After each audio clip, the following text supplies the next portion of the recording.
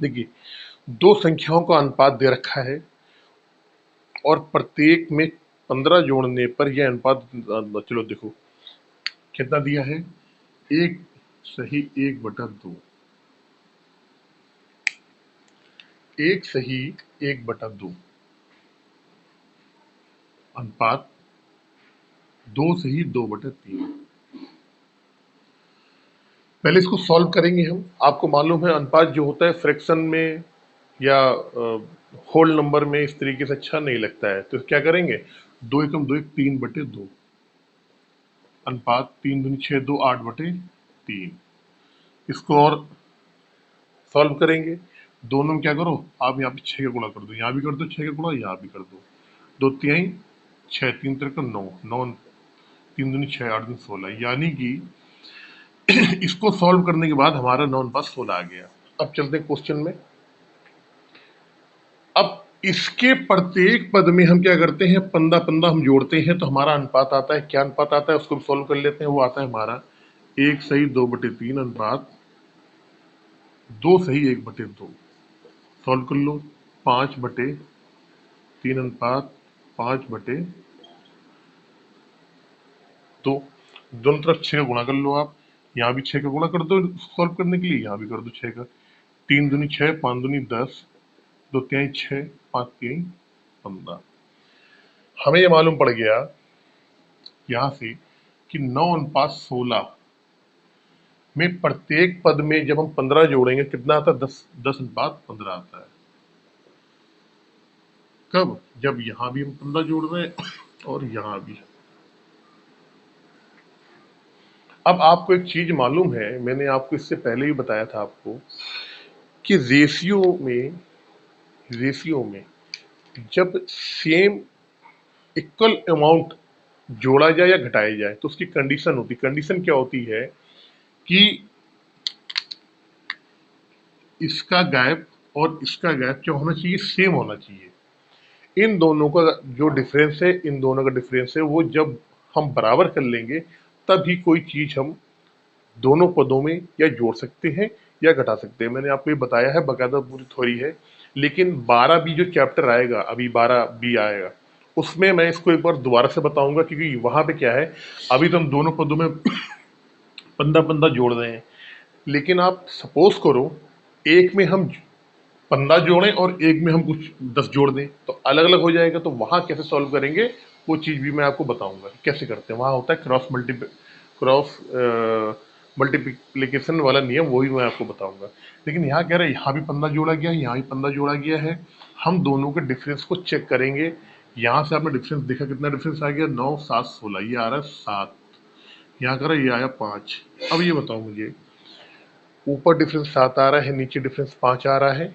मैंने आपको बोला जब एक अनुपात में सेम चीज जोड़ी जाए या घटाई जाए, उसके बाद जो परिणामी अनुपात आता है, तो दोनों के बीच का जो डिफरेंस है, ये डिफरेंस और ये डिफरेंस, ये दोनों क्या होना चाहिए, बराबर होना चाहिए। अगर बराबर नहीं है तो बराबर हमें करना पड़ेगा।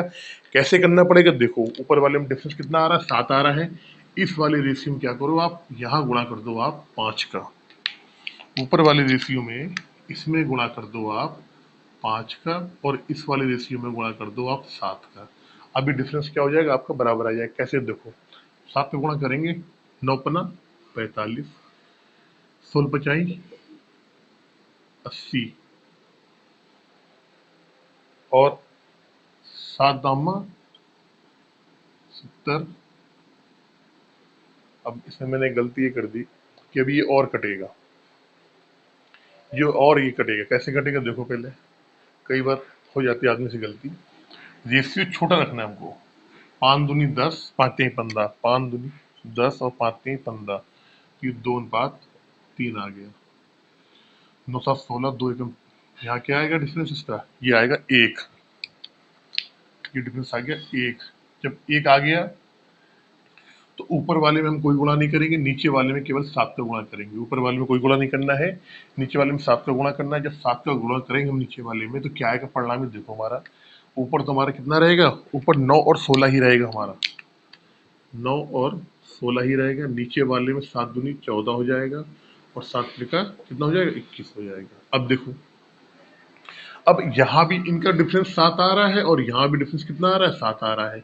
यानी अब हम ये कह सकते हैं कि अब जो सवाल में बोल रहा है कि दोनों संख्याओं में 15-15 जोड़ा गया है, तो हमने मान लिया कि हाँ अब हमारा ये सही अमाउंट आ गई।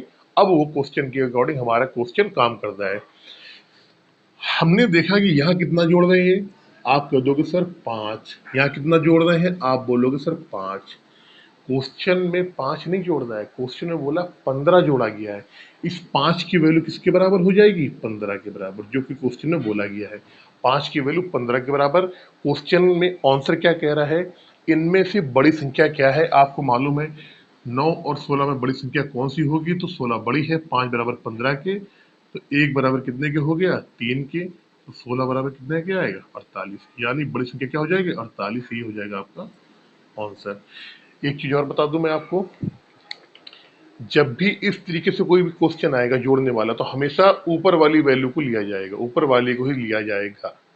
कब लिया जाएगा, जब हमने गुणा करके बैलेंस कर लिया, 9 7 आया, 14 21 आया, 16 में 5 जोड़ोगे 21 आएगा, 9 में 5 जोड़ोगे 14 आएगा। 5 जोड़ने पे ये आ रहा है इस तरीके से, लेकिन क्वेश्चन में 15 दिया हुआ है, 5 की वैल्यू 15 के बराबर। अब बड़ी संख्या पूछी गई है तो ऊपर वाली रेशियो को लेंगे, इसको उठाएंगे हमेशा। तो ऊपर वाली रेशियो में कितना है, 9 और 16, तो 9 और 16 में बड़ी संख्या क्या है, 16। 5 बराबर 15 के, 1 बराबर 3 के, तो 16 बराबर 48 की, यानी बड़ी संख्या क्या होगी, 48। आज आपका रेशियो एंड प्रोपोर्शन का आर.एस. अग्रवाल बुक का 12A खत्म हो गया है।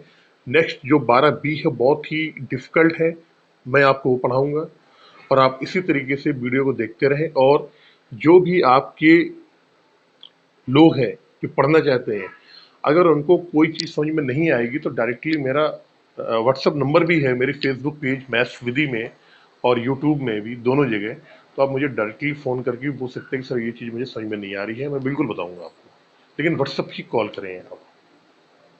तो उम्मीद करता हूँ ये वीडियो आपको अच्छा लगा होगा, ये जानकारी आपको अच्छी लगी होगी, और मिलते हैं 12B अनुपात समानुपात आर.एस. अग्रवाल बुक के साथ, और एक नए कॉन्सेप्ट के साथ और नए क्वेश्चनों के साथ।